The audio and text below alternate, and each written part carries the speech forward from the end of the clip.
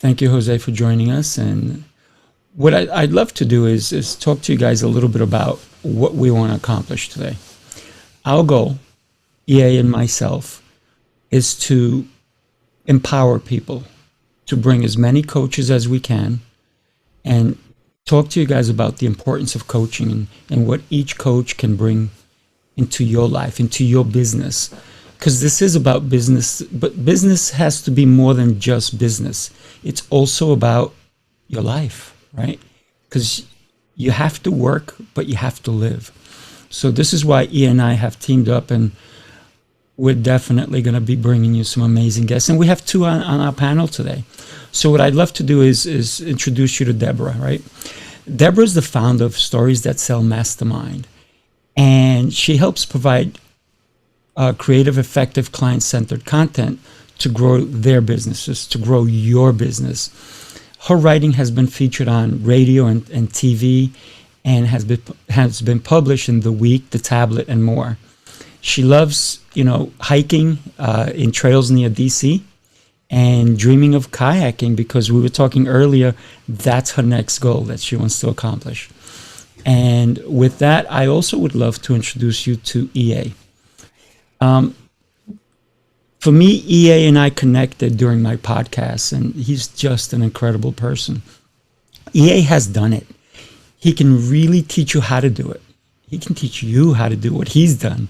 He's had room of 50 presidents of companies who've paid him $5,000 to learn from him on a regular basis. And if you want to earn $1 million or more in 1 year, EA has done it, right? He's the first person who has developed profit scoring for companies based on what his mentor has taught him and what he learned from interviewing over 1,000 millionaires. So at one point or another, we're going to put up his link. We're going to put up links for Deborah and Jose also, if he's going to give them to us. And this way, you guys can contact all of us and we can help you elevate to your new level. EA, I'd love for you to go ahead and introduce Jose, if you will. I'd be happy to. Jose, how you doing there, buddy? Wonderful. How are you? Absolutely great. In fact, I have to say, there was 3 times today I was wishing I was me. What? Anyway, so Jose Escobar has an amazing background. Born in Washington, D.C., so is an East Coaster. Resides with his family in Maryland, so still on the East Coast.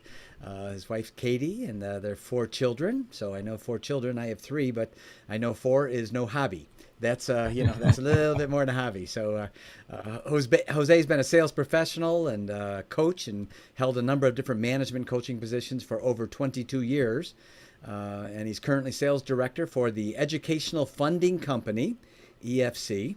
And he is the founder and CEO of the Entrepreneur's Bookshelf, where he is a high performance coach. So for those of you that may feel like you're performing but not performing at the level you could be, or you feel deep down inside you can get it to the next level, Jose is the man that can certainly teach you how to do that. So Jose, welcome to the show today. Thanks for having me. Appreciate it. You're welcome. Yeah, absolutely. So, yeah, go ahead. I was just going to say that I think we'd love to hear from Deborah. Deborah is an expert, obviously, on storytelling. And, as it's often, as my mentor shared with me, he said, people will they will hear the facts that you give them, but they will remember the stories. And, and storytelling is an art. I've never met someone who was a born storyteller. It's a skill, and Deborah is the kind of person that she can teach you because she is an expert storyteller. So Deborah, could you please share with our listeners how they can up their storytelling skill set? Sure. Thank you all for having me here today. It's wonderful to be here and see you all. And I love all the Maryland and East Coast connections. It's fantastic. Yes. So one of the first things that's really important about storytelling, it actually doesn't involve telling the story itself. It's what you do before you even begin a story. And that's getting to know your audience And a lot of times people will say, oh yeah, I know my audience, they live in Texas and they're ages 35 to 40 or something like that. But that kind of focus on what I call the hard facts, or in marketing speak, the demographics, kind of ignores the way that people think and the kinds of things that your audience might be concerned about. So really taking that time to dive into what it is that's keeping them up at night, what it is that they really want for themselves in their life, how it is that they want to be transformed, and then also identifying, do they have the language for that kind of transformation they're seeking, or do they sort of need some help along the way to obtain that language to really articulate what they're looking to do with their life. And once you have that in place is when you can begin to construct the stories that actually sell your products and services. Can I ask you a question right there, Deborah? Because you raised an interesting point, and we like to have sort of a free flow of information. So the interruption is not intended to be an interruption, but to sort of, when you say interesting things, I'd like to sort of maybe have the next step. When you identified language, and you said when you have the language in place, could you give us a few minutes on what that means? What is the language someone should have in place before they start telling that story? Sure. I love having sort of an interactive conversation too, so that's fine with me. And also, I invite the audience, if you want to grab pen and paper as we're talking, it's really great sometimes just to jot some ideas down. So in terms of the language, that would be, what are you hearing out there in the environment in terms of, what people's issues are? So for instance, for me, a lot of people will say to me, I have trouble coming up with ideas, or does the world really need another person to write about? And then they insert their topic. Who am I to write about, insert topic? So there's certain kinds of phrases that a wide range of people will come to me and say, and I want to be familiar with what those are. And also to be familiar with them as they change over time, because any of us who've been in business for a while know that markets change, the world changes, and as your market and audience change, you want to be on top of that and know, how they're talking about what their problems and issues are. Mm. So how would you craft that then? Once you have that, obviously the next thing you were going to get into is, what's the next step after you've gathered all that information? Yeah, and you brought up a good point in your first earlier when you said that storytellers are not necessarily, they're not born, they're made. And that's so true, because I was reflecting earlier today how back in college, I was not really a great writer. And people now like my writing and tell me I'm good, but it took a really long time to perfect that. Now, the thing is, you might think, oh my gosh, I don't have that long to do that. The thing is, it doesn't really take that long to get to a level that's good enough to do what you want in your business. So as far as creating a story, it's always good to just think about something that might have happened to you recently. And is there a way to spin that into something that can then help somebody else? So for instance, you might have a story, it could be anything, going to the grocery store, a conversation that you had with someone that made you think about something. One example might be that what I reflected on earlier today about not being such a great writer back in college, I was thinking, this actually might be a piece of content. So if I was going to turn that idea into a piece of content, I would, start, during the time period, because all stories need time and they need tension and they need setting. So the setting would be college, the time would be, back in college. And then the tension would be the difference between then and now would be one of the areas of tension. And probably I'd find more that would make the story interesting as I began to write it.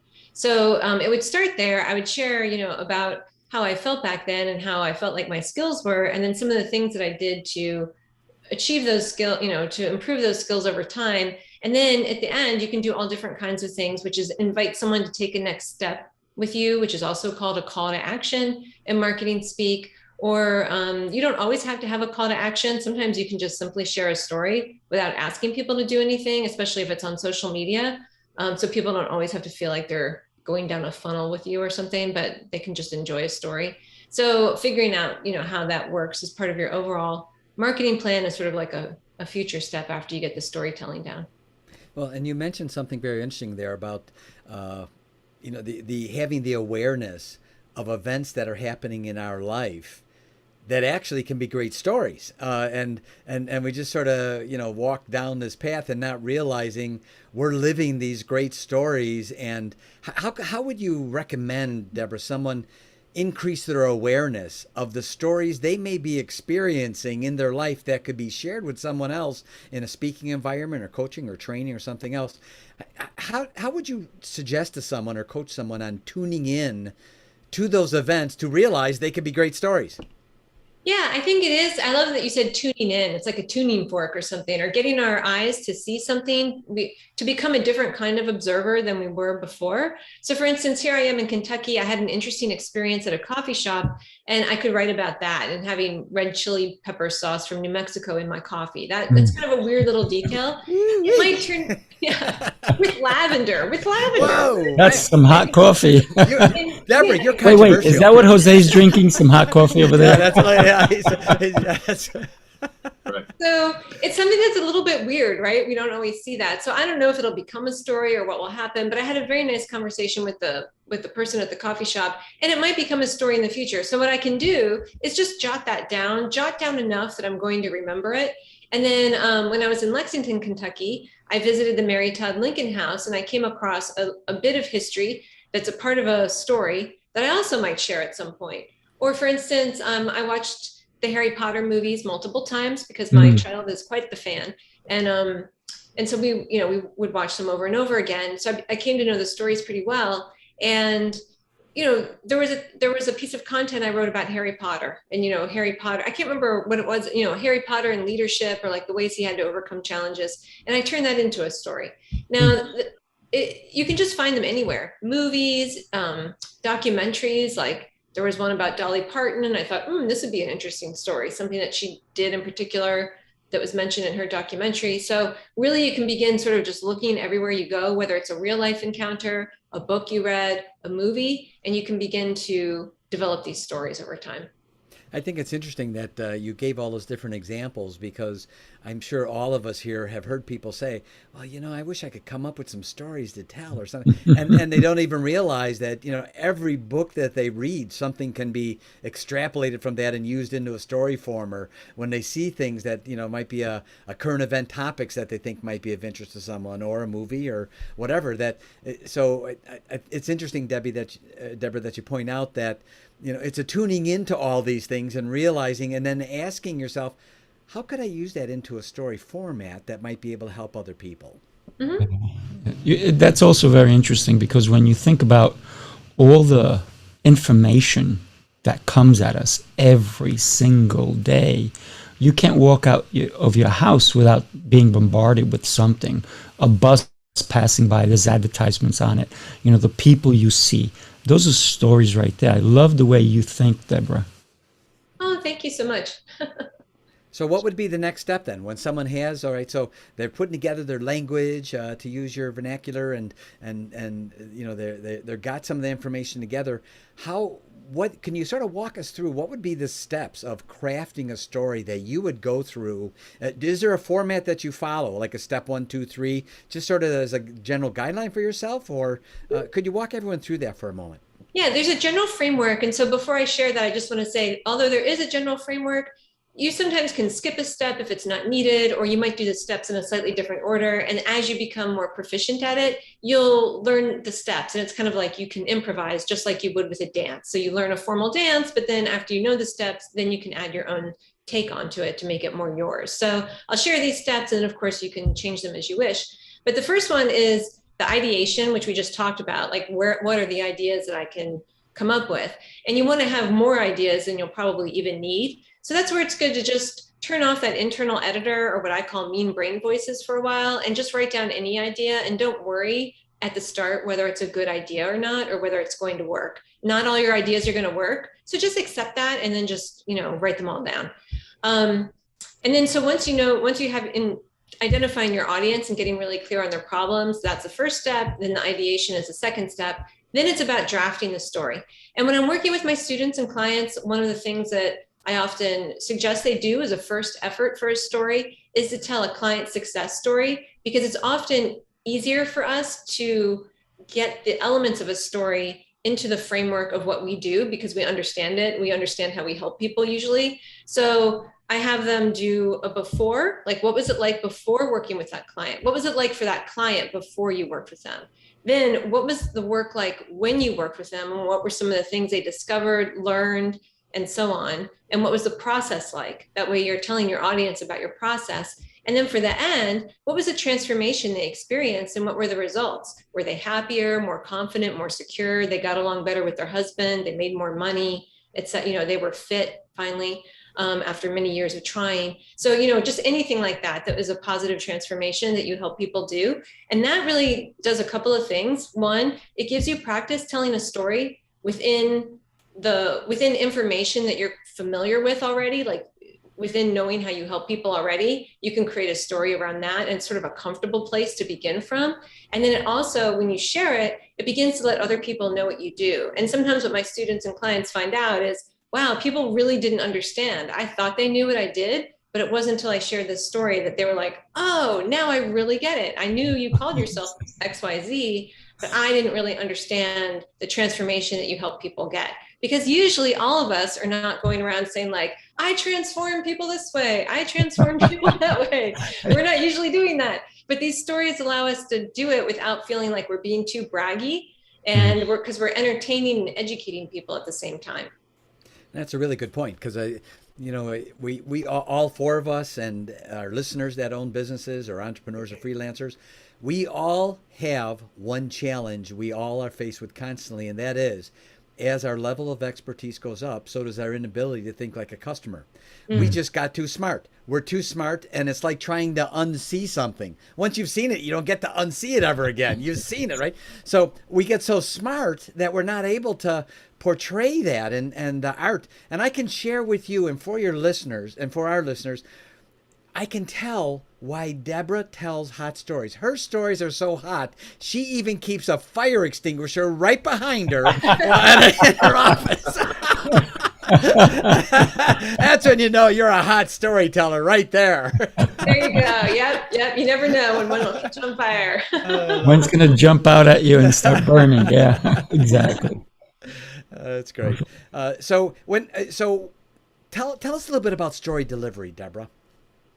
Yeah, so story delivery, if you mean by, what channel or method, there's so many different ways you can do that. And, some people, what I invite people to do when they work with me is to figure out what's the method that you want as your number one method. So for instance, what I mean by that is it could be LinkedIn. Maybe that's the first place you post your content, or it might be your email list. Maybe you've already grown your email list and you're really into having one, and that's the first place you share your story. Or maybe it's a blog. So kind of figure out what is that first place you're going to share your content. And then you can develop a plan for how you share it on the other channels where you want to be appearing as well. And it really reduces the level of work you have to do and makes things super simple while you're still able to grow your business. So when is a story too long or too short? People Is there do an answer have, to that? Yeah. People have somewhat short attention span. So if it's email, I usually go with a word count. I feel like I can get a story told in 500 to 700 words. Sometimes it does make sense to have something be longer, like if you're writing a book or something like that. When I've helped people on that type of content, we obviously don't follow the 300 to 5 or 700 words.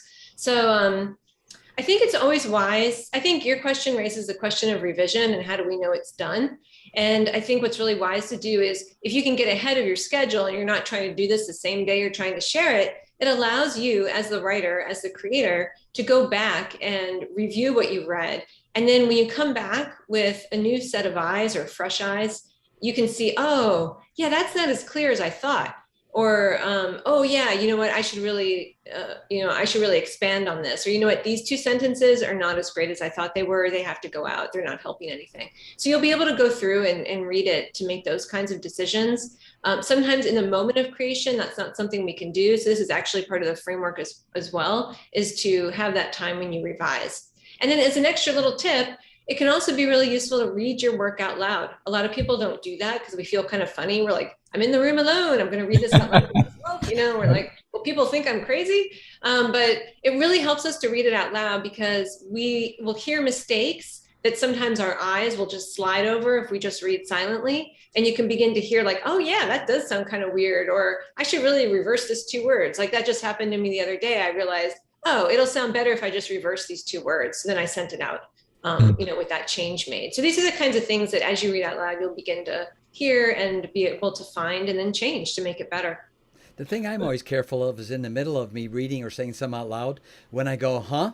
That's the part I got to be really careful of. When I go, why did I just go, huh? You got to be kidding me. And you raised a really good point with, the attention span. How short it is. Wait, did I see a squirrel go by? Wait a second. Hold on. we're fighting for, how do you, Deborah, what do you do? Because I could tell Rafael was going to ask a question or two probably. But what do you do to keep them engaged during a story? Because sometimes, while we're telling a story, it may be really interesting to us, but meanwhile, on the other end, they're going, excuse me, I'm sorry, it sounds really good, but I'm nodding off here, right? So how do you keep them engaged during a story? What's a good way to do that? And then, Rafael, I defer to you, my friend. Sure. Yeah, in addition to keeping it, it doesn't have to be super short, but in addition to not adding a lot of fluff, is to get to your point fairly quickly. Also to have a really strong opening. So if you're like, way back in 1899, when my grandmother first moved to Kansas from, wherever, and then, by that time, people are like, what's the point? Like, they're kind of lost. They're like, what's the point here? But if you're like, my grandmother lassoed a cow, or I don't know, something, you just start off with something a little bit weird. I don't know. Or, she did that for a living. And you start off with something a little strange. It's not the best example, but then you can go from there. So just having something that's kind of interesting that will capture attention as your opener is really important. But then you have to build on that. You can't just let it all fall apart after that. You have to sort of build on it. And one way you can do that is through the causation. Like stories really benefit from causation, like an action or something causes something else to happen, which causes something else to happen. And we see that a lot in movies. So the next time you watch a movie, you can look for it. It's like, the person got up out of bed. No, the person heard a noise. Then what happens? They got up, the main character gets up out of bed, but then what? They walk across the room, they hear a scratching at the door, they open it, the green monster comes in, and then they have to fight off the green monster. And then after that, there's like a red monster at the front door, so like movies will just like keep things going because there's always something happening. Now, our stories don't have to be that like, full of action or full of things, scary things happening, because we're not movies, we're entrepreneurs and service providers and coaches. But keeping that in mind when you write your stories can be very useful to kind of keep things progressing and keep your reader interested. One of the things I wanted to talk about is a lot of people, actually everyone has a story. The problem is they're afraid that their story is no good, right? And thinking that way, would it be advisable, because we all have stories, for someone definitely to join your roundtable? Obviously, I put that link up there for everybody who's interested, right? But then also maybe, because maybe you say, I don't speak well, or I don't write well, or I'm just embarrassed or ashamed. Would it be a good idea to get a ghostwriter like yourself? You could, but the thing is, it can be very expensive over time. So if you want a ghostwriter and you're okay with managing the person and paying for them, then yes, by all means, get a ghostwriter. Plenty of people do that. And it works very well for them, and they don't want to do that part of their business. But for people who do want to do their own content creation, who want to write for themselves, then a ghostwriter would take that enjoyment away from them. So, right. So it's important for us to understand that our stories are important, and we need to get them out there. What about, I guess, an alias, right? Writing under a different name so that you don't feel that some people are ashamed or so forth. And can we start writing as someone else? Would that help us? Well, if you're doing it for business, it might not be as useful. Right. And sometimes I think, well, what would be the reason for someone wanting to write under another name? And I think that brings up a question of what are the topics that we're writing about? Sometimes people think they have to disclose too much if they're going to be a writer. And we see a lot of personal disclosure and personal essays and narrative, sometimes in narrative journalism too.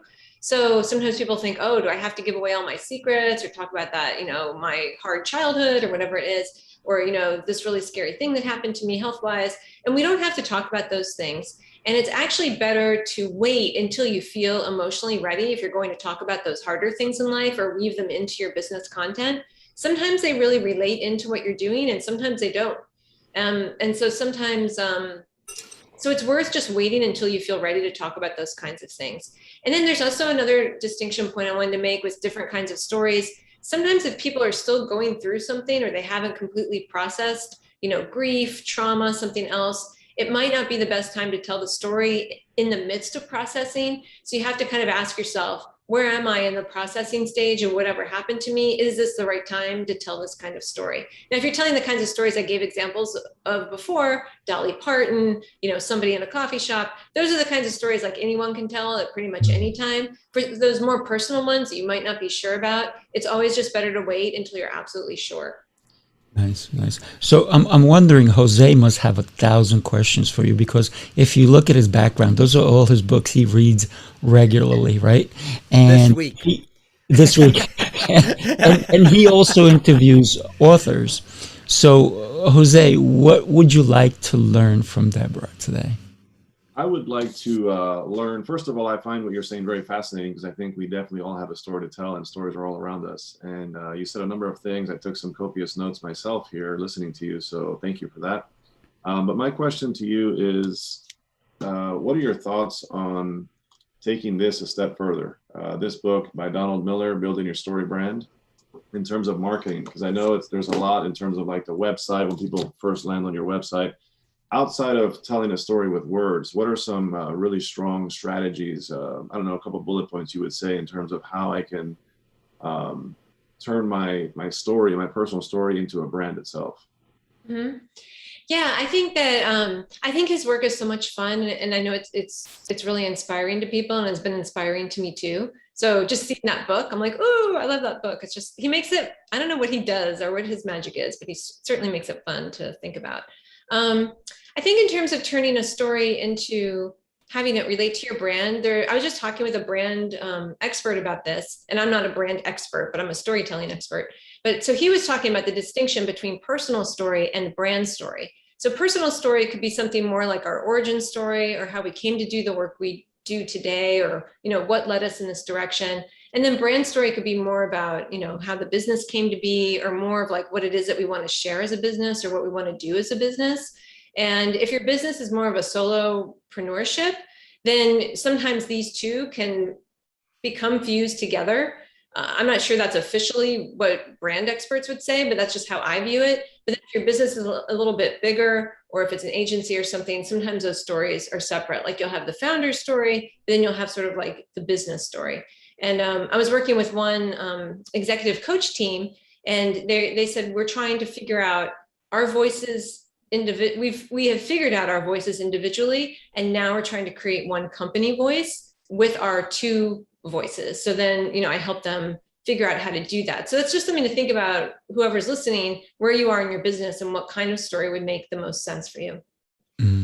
Awesome. That's awesome. So we'd like to thank you so much, Deborah, for all the information, nuggets and nuggets and nuggets. I'm filling my gold pot over here. So we'd love to turn it around to Jose and talk to us about, the coaching that you are doing. You are helping so many people. How are you doing it, and what motivated you to start with that? So for myself, first of all, really quick, going back to Deborah, I'm sorry, but Dolly Parton, we just went to Tennessee recently. We went to Dollywood.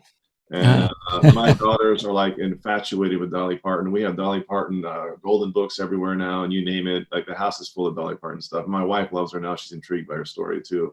And it all goes back to the story, which is interesting. So anyway, to answer your question,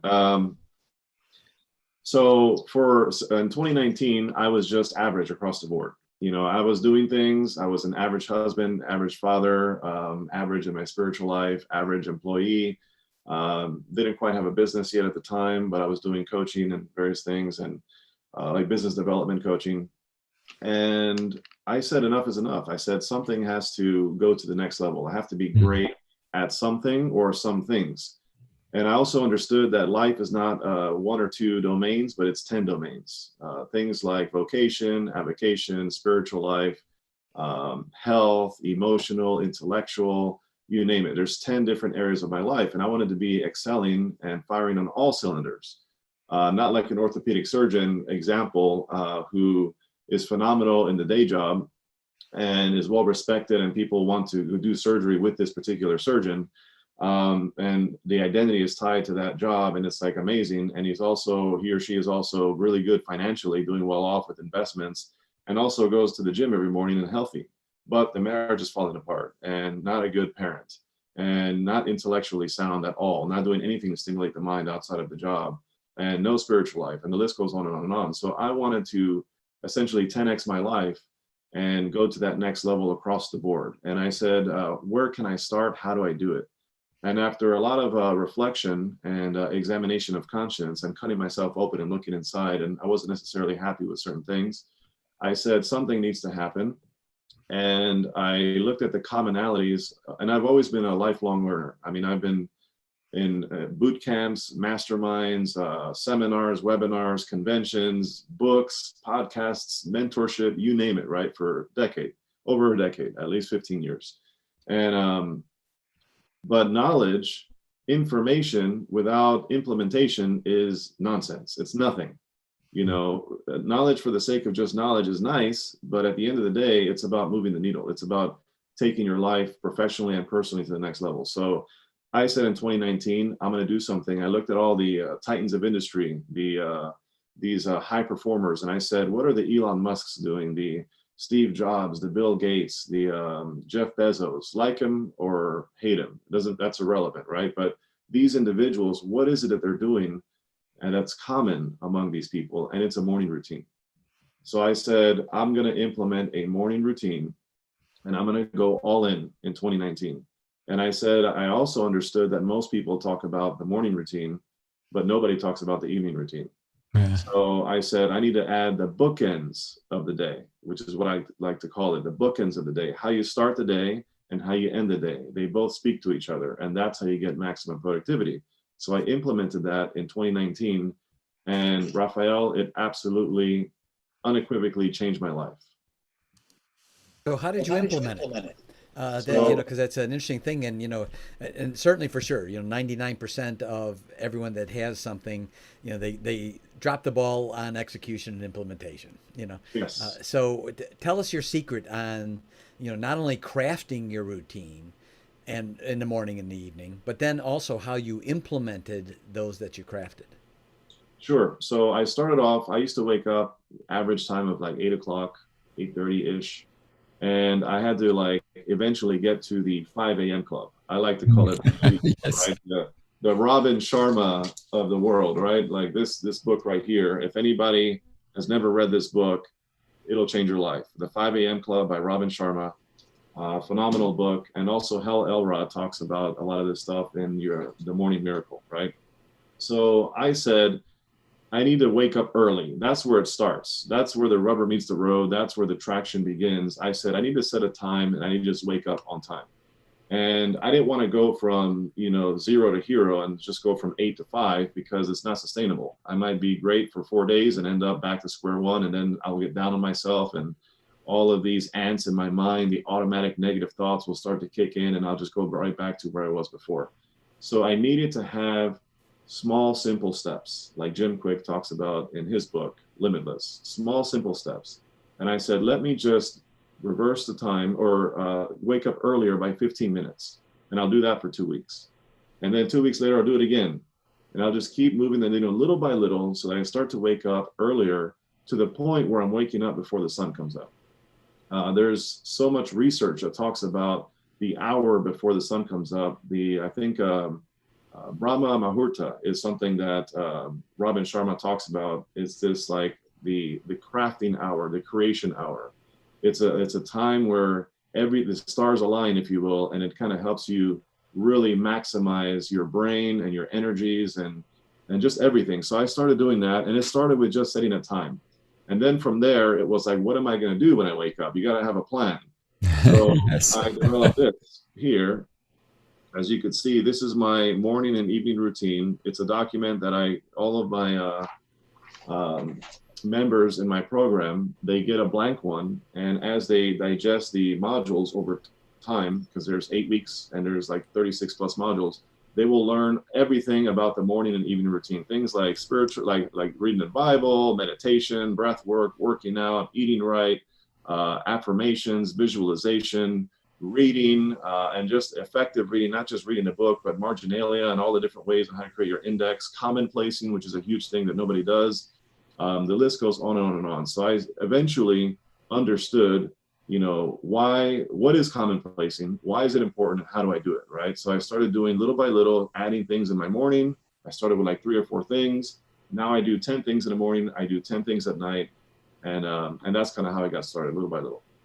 Could you say a little bit, because you said commonplacing, Yes. and I think I understand, what that means and what your references on that. Could you explain the terminology, what commonplacing means? What's the process for someone that wants to do that? Sure. So commonplace, and I have an example right in front of me, because most people ask that question. And you need to dive deeper into commonplacing because it's not something people readily do. So this here is an example of a commonplace index card. It's called the commonplace book historically. People all the way back to like Seneca and Marcus Aurelius would do this type of thing. Ronald Reagan, whenever he would speak to world leaders or prepare a speech or whatever the case may be, he would consult his commonplace book. For me, and there's different ways to do it, but essentially what it is you're recording everything you learn throughout the day. And in the evening, what I do in my evening routine is any quote that stood out to me, or something I heard on a podcast, or maybe I was watching Dr. Phil, which full disclaimer, I enjoy Dr. Phil. Something I heard on Dr. Phil, or something that a friend said to me, or a mentor that I consulted with that day said something that was a light bulb. Whatever it is, I will get a 3x5 index card. I will put, for example, this is an example. It says here website, the source of where I got it from. It says a category, productivity is the category. Forbes.com, time management, the power of 1440, right? So it says here, he printed 1440 on his wall as a constant reminder. We only have 1,440 minutes a day. And then it goes on. So it talks about the value of time, and it goes into that concept of 1440. And I thought that was brilliant. So the idea is you have a commonplace book. I have like a drawer, almost like a filing system. And they're all categorized by sections. For example, mentorship, productivity, morning routine, spiritual life, discipline. And there's like 100 categories. And every time I want to put something away, I will categorize it where it belongs. And people like John Maxwell, he's written 85 plus books. And the reason why, if you read any of his books, and this is another one I recommend, amazing book, The 15 Invaluable Laws of Growth. If you read any of his books, he cites and quote like 80%, like not 80, like 70% of his books are material from other places, right? And then he writes around that stuff. And that all comes from the commonplace book, which is an amazing thing. It's basically collecting information that you're going to have for later use. Very good. And so how do you tie in the morning and the evening routines? So the best morning routine begins the night before. And there it is. There it is. Yeah, it's like, okay, I'm going to wake up at a certain time. I'm going to have my morning routine, but then you have to make all these decisions. So the reality is willpower decreases over time throughout the day. And we have the most amount of willpower first thing in the morning, especially if you're working out and you're stimulating your mind intellectually, because there's a mind-body connection that kind of helps you get to that next level, right? So the key is the night before, I spend time on this, which is my planner. And I use the high performance planner from Brendan Burchard. And what I do is I map out the next day in time blocks, 30-minute increments. And there's nothing where there's no time of anything, unless it's white space. And I do recommend white space where you have like an hour or 30 minutes twice a day where you can do whatever the heck you want. But it's in the calendar. And what is in the calendar gets done. What's not in the calendar doesn't get done. So the night before, I plan out the next day to the letter, including my top 3 priorities. The needle movers is what I like to call it. And in addition to that, some to-do list items, and just a few, not a lot. And then, so I'm prepared. And then I set out my stuff that I'm going to wear to the gym. For example, what I'm going to wear to the gym, a t-shirt and shorts, I am in it when I go to bed. I have the shoes right next to the bed. I put my alarm on the opposite side of the room. As soon as my alarm goes, so I set the intention to wake up on time. I incorporate affirmations, right? I do visualization at night. So what happens is The journaling, I do a brain vomit session in my handy journal that I have here. And that's almost like a form of therapy. So I have less thoughts in my brain because I released it on paper. I have less to think about tomorrow because it's all planned out.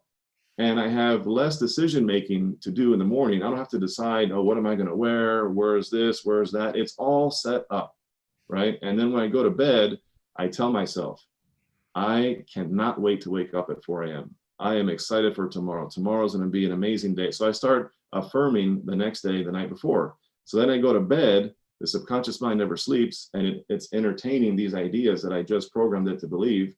And then the first thing I do in the morning is my alarm goes off. I get up, I go to the other side of the room to turn it off. I immediately go in the bathroom.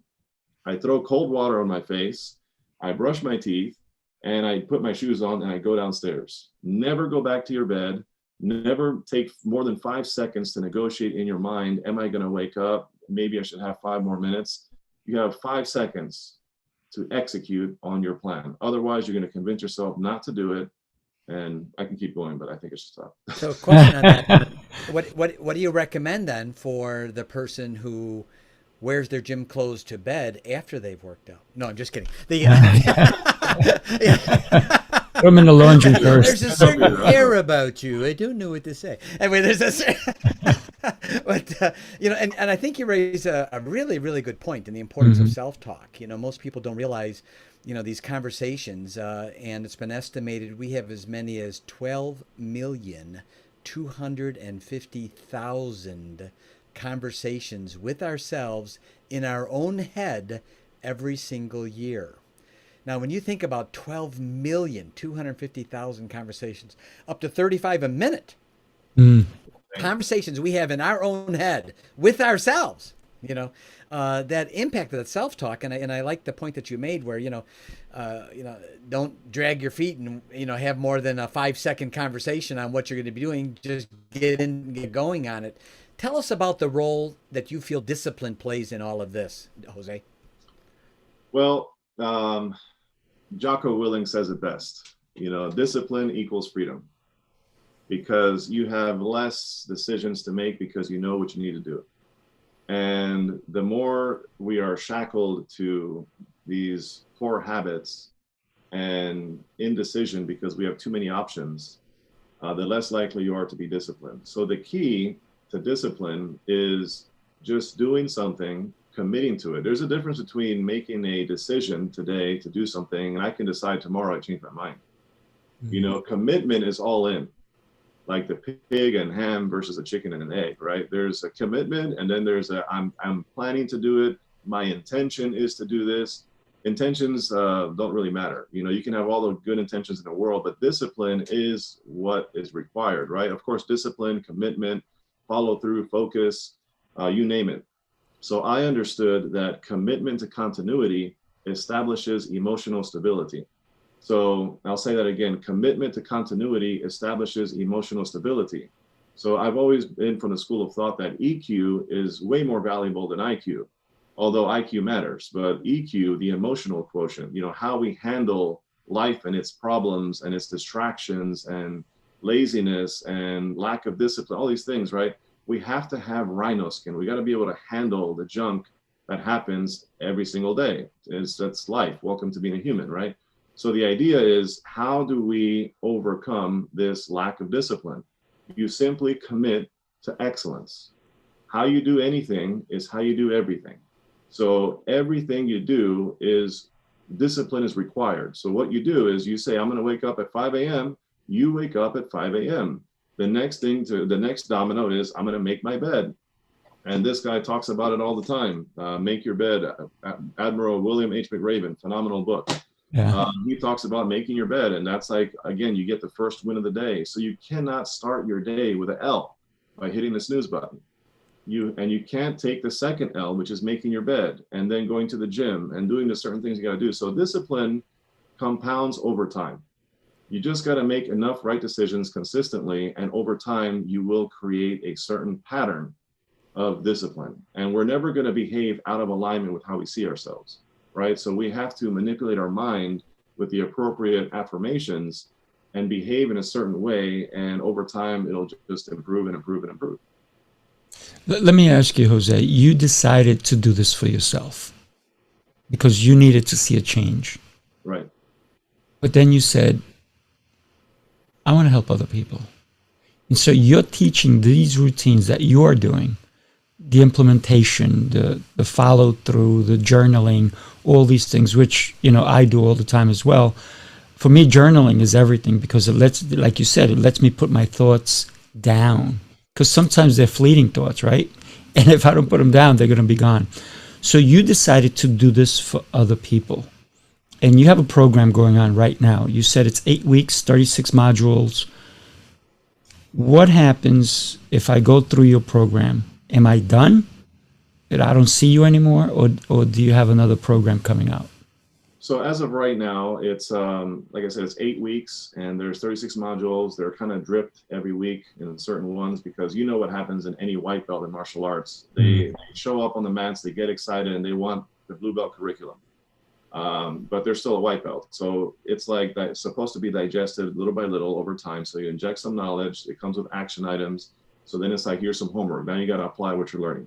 So you're going to apply every moving part of the morning and evening routine over time. And you're going to be filling this form out little by little as you progress through the program to eventually have your own customized morning and evening routine that fits your lifestyle, because your lifestyle is different than my lifestyle, right? And your goals are different than my goals. So whatever your routine and your system's going to have is going to speak to those things. So there's also 2 live group coaching calls a week.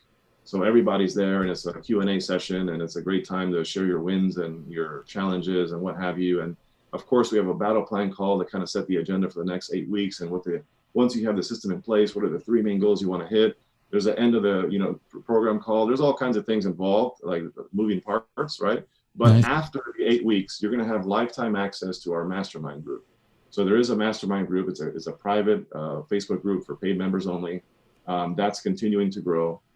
And it's just a great community of entrepreneurs to network and, kind of level up and be around like-minded people, because they say in 5 years from now, you're going to be the result of where you spend your money, the books you read, and who you associate with, right? So it's important to be around these type of winners. So there's that. And then of course, there's also the live group coaching calls. I've actually extended this to where after your 8 weeks are over, you can continue to show up if you like to the live group coaching calls. I'm happy to be there, answer questions and what have you. It's just something I'm willing to do. There is no next step in terms of like an upgrade to the program right now, because this program right now is a high ticket item. I mean, it's not a $50 or $500 program. It's up there in a couple grand.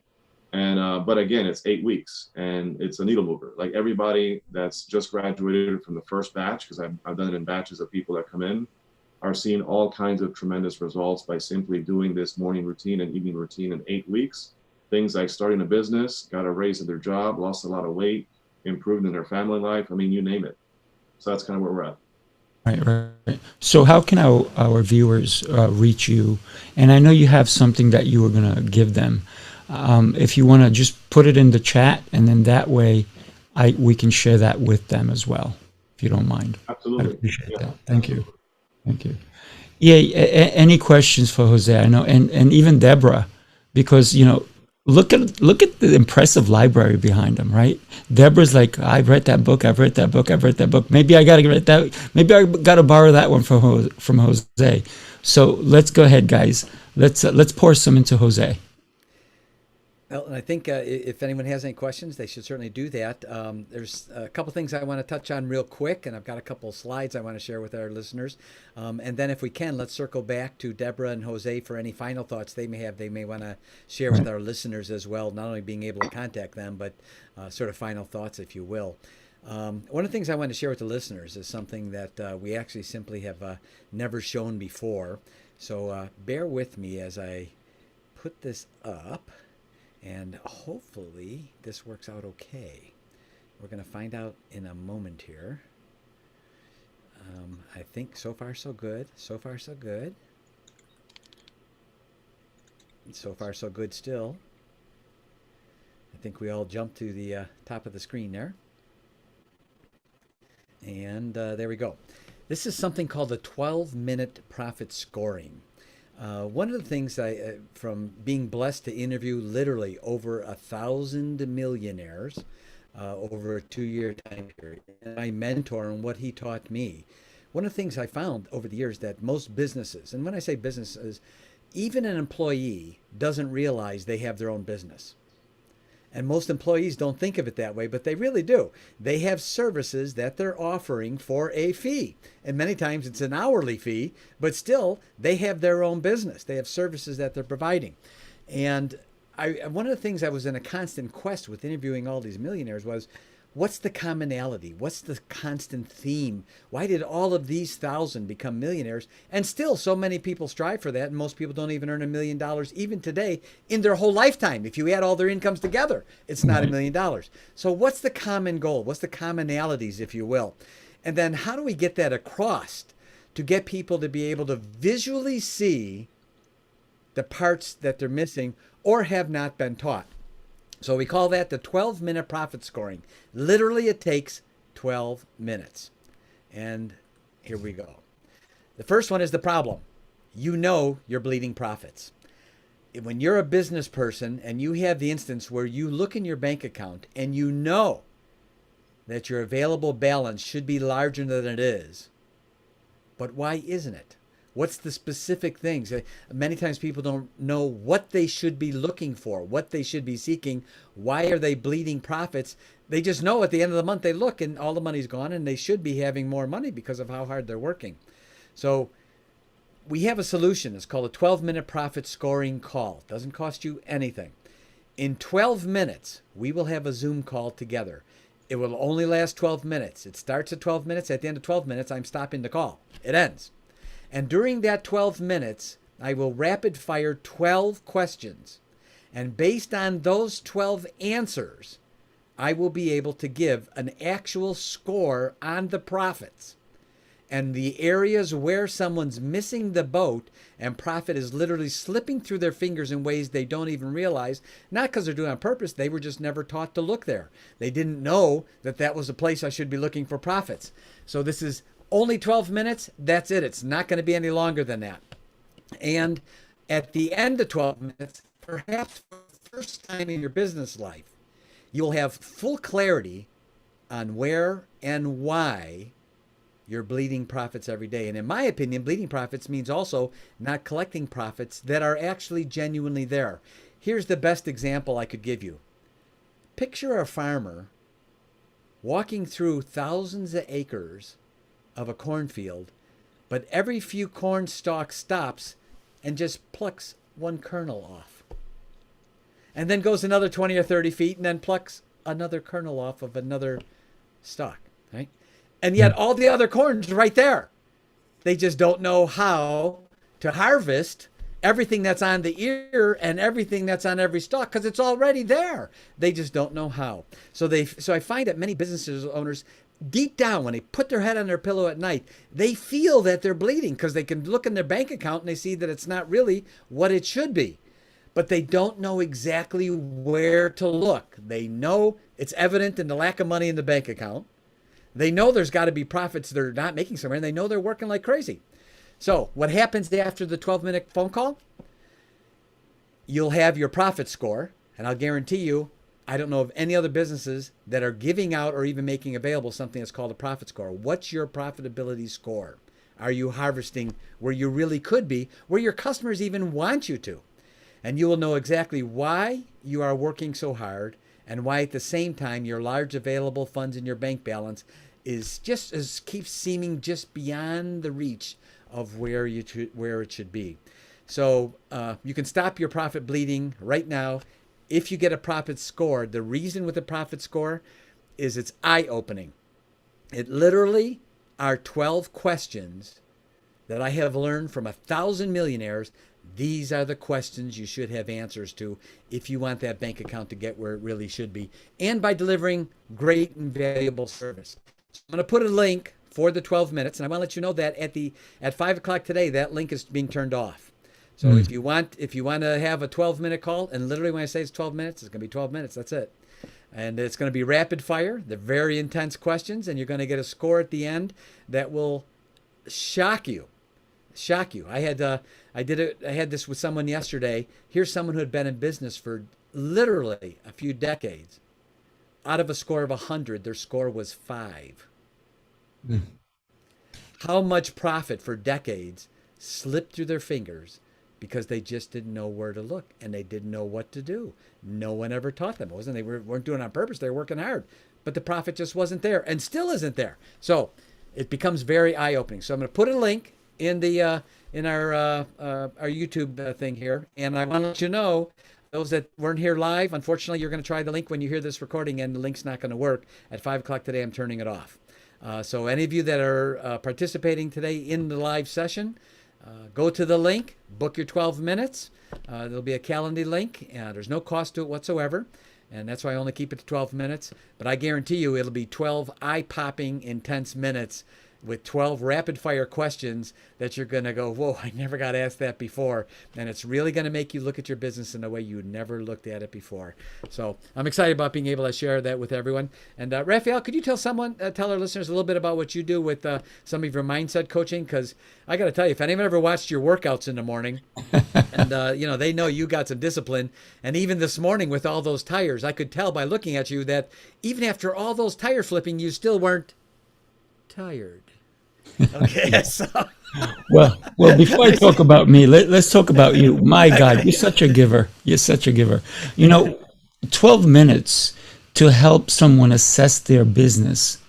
Holy cow. I've never heard of that. And I know that you can do it because I've been dealing and hanging out with you, and you're just amazing. You're a giver. And I know that anybody who decides to take you up on the 12 minutes, it's going to be so much more they're going to get. It's going to be way more than 12 minutes when we think about how you can help them transform their business and where they are bleeding from their business. A lot of people, as a business owner myself, I'm always looking out for that. And, with you helping me along, I've seen so much more that I never saw before. So thank you, EA. You're welcome. One of the things that I talk to people, and he's dead on. And before I go on, let me give you, someone asked, Futane asked, which 3 books would you suggest for youngsters, Jose? For youngsters? Yes. Well, I wouldn't stray away from, now when you say youngsters, I assume you mean like high school or middle school to high school, but for sure, this book, I already recommended it. This is for youngsters, this is for seniors, this is for everybody in between. Right. Amazing book because it, again, puts systems and frameworks in place. The next one I would say is Your Best Year Ever by Michael Hyatt. Talks about how to set goals and not just be a goal setter, but be a goal hitter, because everybody sets goals, but very few hit the goals. And there's a framework in here. We've heard many times the SMART framework. This is the SMARTER, ER framework with some adjustments. Really powerful. And the last one I would recommend for sure is Deep Work by Cal Newport. There's a difference between shallow work and deep work. Anything Cal Newport is amazing. And these are books that I recommend to my son. That's why I say youngsters. He's 14. So you're never too young to dive into that type of content. Right. No, I appreciate that.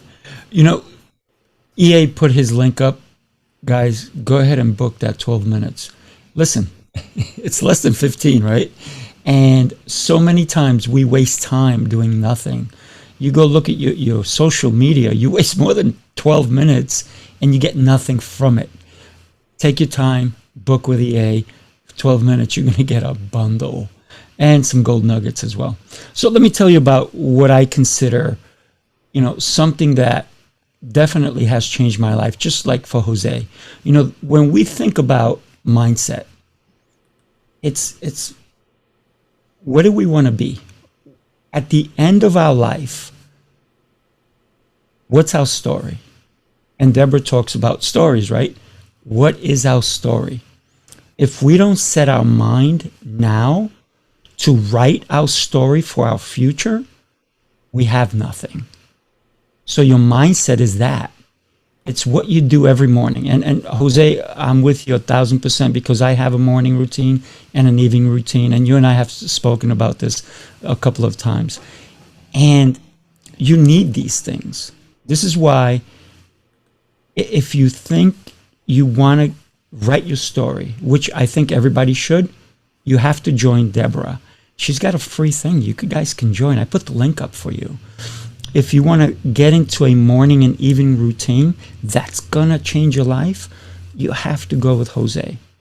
If you want to impact your business so it stops bleeding, call my good friend EA. If you want to change your mindset, because it's the limiting beliefs that we have that control us. It's when we let go of those. That's where I help people. I let people see their real self. I help them understand their business in a way that they're looking at it differently. Because it's not, and I said it in the beginning, it's not just business, because your life is your business. How do you handle your life? You should handle it like a corporation. And Jose mentioned it earlier. What are you doing in the morning? What are you doing midday? What are you doing all day long? What are you planning for? It's that mindset. This is what I help people with. I help them understand they're the only one who are driving that bus. And it's the bus that has everybody in it. All your friends, the people who are going to influence you, the people who are going to teach you. My bus right now, I'm driving this bus with these 3 amazing people. Thank you guys for being on my bus, because you're teaching me. You're helping me. Deborah, I have several books in me. I just got to get them out, right? Jose, your morning routines, they're life changers. But it's not just the morning, because you have to understand the evening as well. Total life changer. Yeah, you've changed my life entirely. So I am lucky, but I'm not lucky, because I chose to have these people, these 3 amazing people in my bus. I'm driving that bus. So anytime and I know, and it goes both ways, that when I need something from them, I can reach out to them, and they can do the same with me, because EA taught me something. He's got the Givers University. You guys got to check out his website even. It's giversuniversity.com.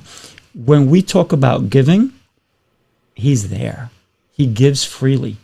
And my God, what a mentor he is to me. And all of you. Jose, you and I have some great conversations from time to time, and it's just eye-opening. So it's that motivation of creating our story.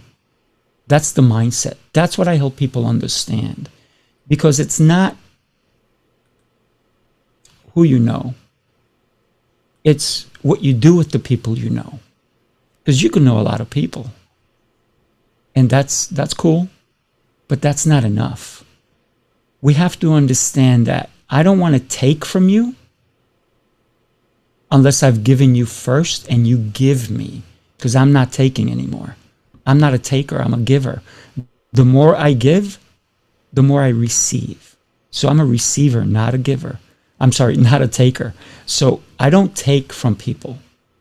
I only receive when they willingly are sharing with me. And that's why I love to give to people. This is why I'm trying to change people's perspective on working out. If you don't work out, what are you going to do later on? Are you going to complain that you can't move because you didn't move now? Move every day. Your life will change. Read every day. Understand who you are. Without you, there is no future. You are your future. You have to understand that every day. You impact your life. Yes, other people impact your life, but it's who you let impact your life, right? Naysayers, are you going to let them impact your life? Or people who are going to lift you up? Friends, do they bring you down or they bring you up? Sometimes we got to get rid of people who are negative in our lives. So it's creating that mindset. That's what I do. That's how I help people. And I also teach people on a new customer experience, right? Because a lot of people don't understand. When a person comes to you and they want to learn what you know, they have to have steps to follow.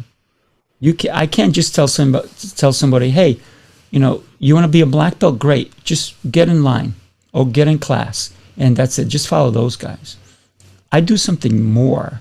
I give them a guide, just like Jose does. He has planning. He has all these schedules that people are going to go with. I have videos on what to do, how to do it, when to do it. And that's how I will change your mind so you become the best person you can be. Thank you guys for letting me share. And thank you for being on my bus, guys. This is awesome. Thank you so much, Rafael, and thank you so much, Deborah, and Jose. Thank you, my friend, and look forward to talking with all of you very, very soon. And thanks for being on Heroes Rising show. Thank you so much. Thank you so much. This is wonderful. Thank you. Yeah. Before we go, EA, would you mind just telling our audience who our next speakers are next week? Nope. I wouldn't mind. Okay, perfect. Oh, you want me to? Oh, okay. I thought you were just wondering if I would mind, and I said, no, I don't mind. It's fine. There you go. We actually have two speakers next. We have another live event next Friday. We have Lila Veronica, and she's going to help our listeners remove the invisible roadblocks that they may have in their life.